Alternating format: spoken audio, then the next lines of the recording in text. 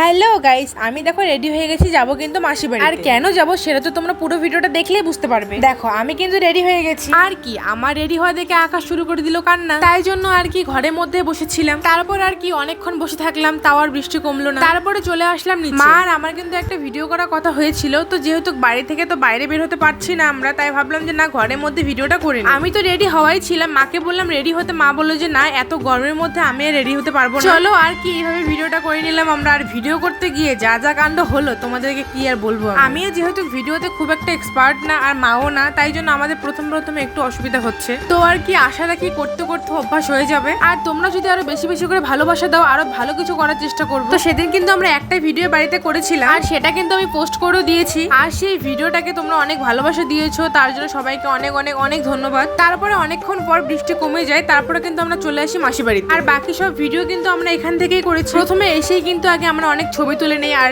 আমাদের এটা কি বলবো মেয়েদের একটা হচ্ছে অভ্যাস, কোথাও গেলে ছবি তুলতেই হবে। তারপরে করে নেই কয়েকটা ফানি ভিডিও, আর সেগুলো কিন্তু আমি পোস্ট করে দিয়েছি। তোমরা যদি চাও তাহলে আমার প্রোফাইলে গিয়ে দেখতে পারো। আর একজন আমাকে কমেন্ট করেছে যে আমি ভিডিওগুলো কোথায় করি, মানে বাইরে যেসব ভিডিও আমি করি সেই ভিডিওগুলো আমি কোথায় করি।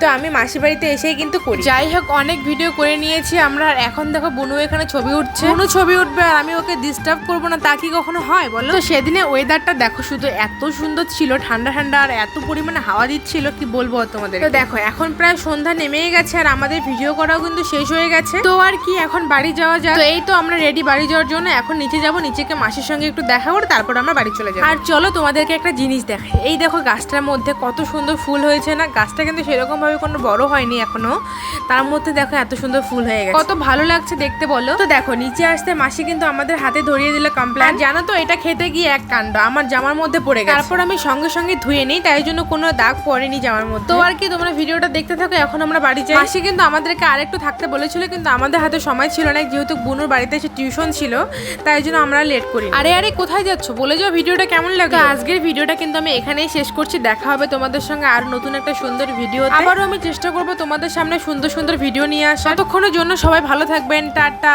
বাই।